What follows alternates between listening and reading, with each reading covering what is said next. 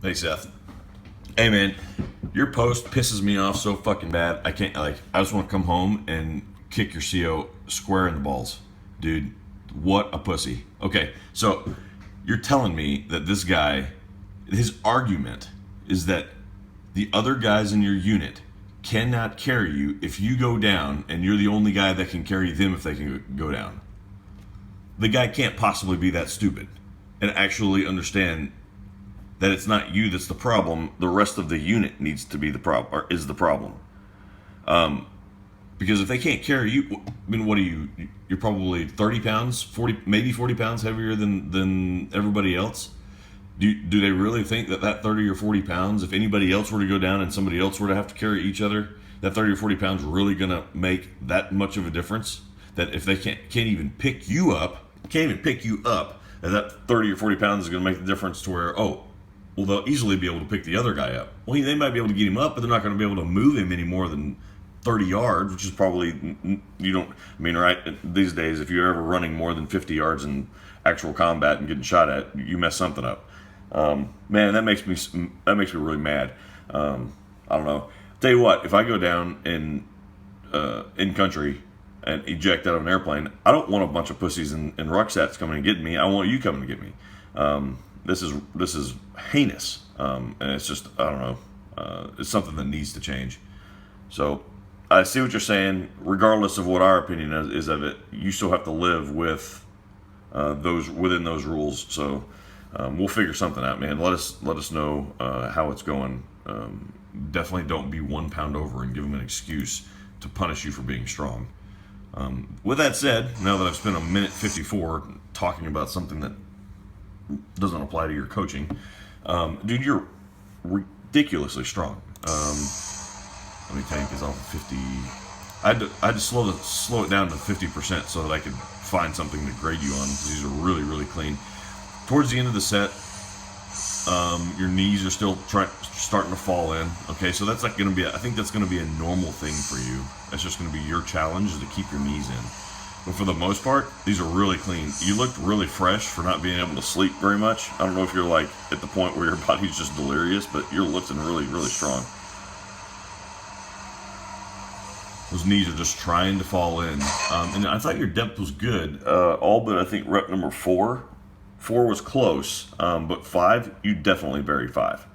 So again, the big takeaway on these, just push those knees out. It's just going to be something that you're constantly fighting. On the bench press, I'm not necessarily worried that your hips are up off the bench. I mean, are you going to get red lighted in a meet? Yes, you would, obviously. None of these would be good. However, the postulates of starting strength, right?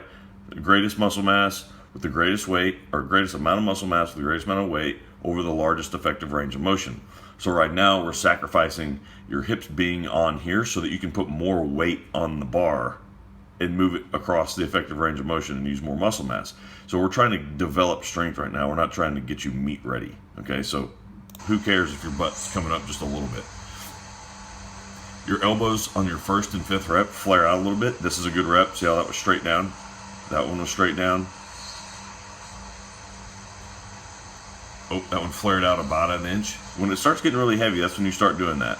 Okay, and then your fifth one, you did that.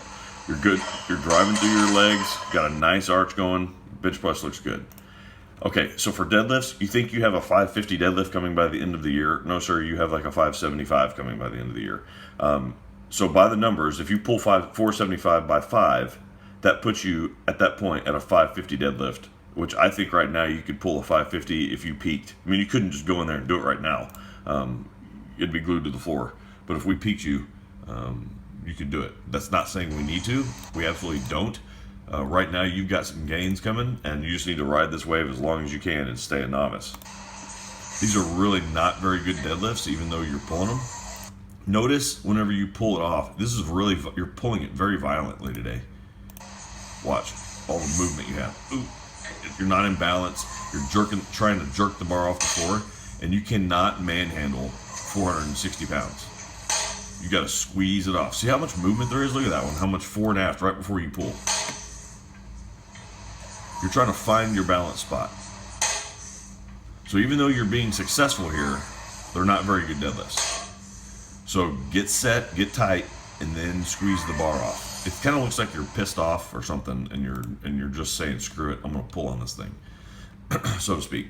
Hey, thanks for the good wishes for the family and getting to call home and everything. Yeah, it sucks, but yeah, we get to call home, so we've got internet and stuff, so not too big of a deal. It just sucks being away.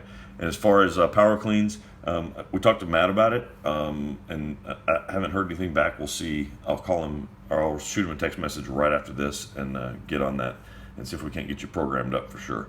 I think we've been talking about me taking over your programming because Matt's pretty busy running the company and everything, and I think he's starting to get to the point where he trusts me to do your programming, so which is good. And then we can just communicate on where you're at and where you're going. All right, bud. Sorry for the really long video and the rant. That just pisses me off. Something fierce, man. Take it easy. See ya.